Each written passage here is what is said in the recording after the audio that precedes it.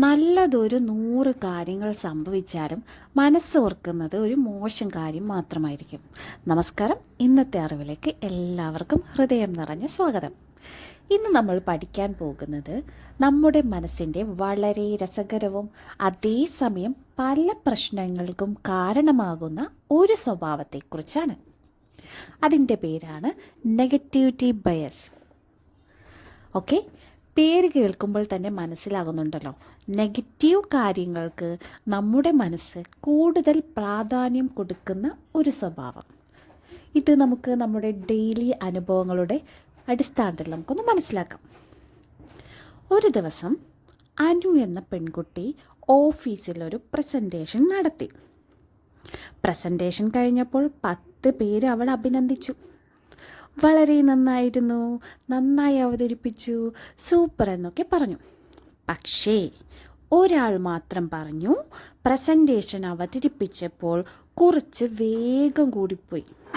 വീട്ടിലെത്തിയിട്ടും അനുവിൻ്റെ മനസ്സിൽ മുഴുവൻ എന്താണ് ഓടിക്കൊണ്ടിരിക്കുന്നത് എന്ന് പറയാൻ പറ്റുമോ?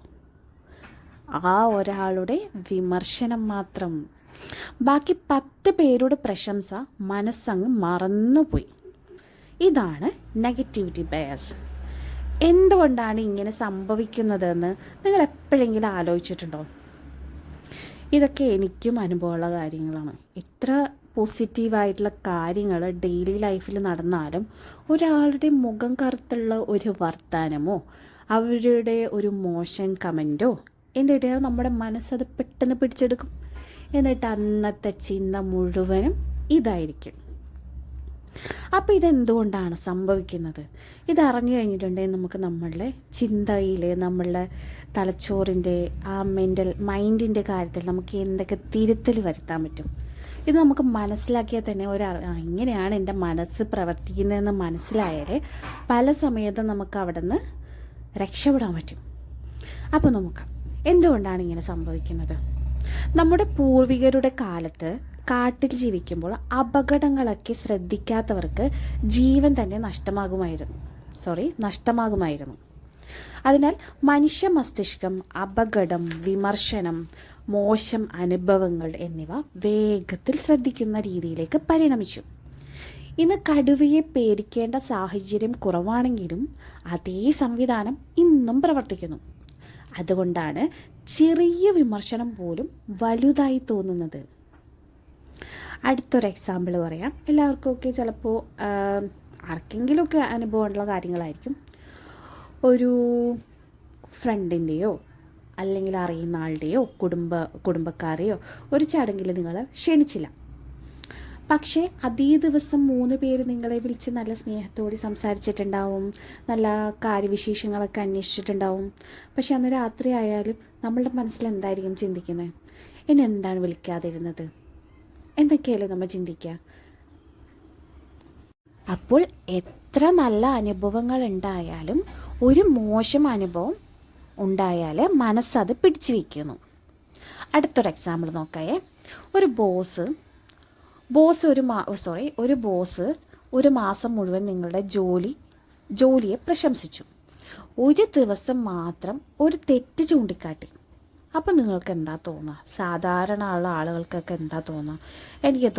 എനിക്കൊക്കെ ആണെങ്കിൽ തോന്നും, ബോസിന് എന്നെ ഇഷ്ടമല്ല, ഞാൻ എന്തെങ്കിലും ചെയ്തത് ഇഷ്ടപ്പെട്ടിട്ടുണ്ടാവില്ല, അതുകൊണ്ടായിരിക്കും ബോസ് എന്നോട് ദേഷ്യപ്പെടുന്നത് എന്നൊക്കെ എൻ്റെ മനസ്സൊക്കെ ഞാനായിരിക്കും ചിന്തിക്കുള്ളൂ. യഥാർത്ഥത്തിൽ അത് ഒരു തിരുത്തൽ മാത്രമായിരിക്കും. ഓക്കെ, അപ്പോൾ നമുക്ക് നോക്കാം ഇതിൻ്റെയൊക്കെ ദോഷം എന്താണ്.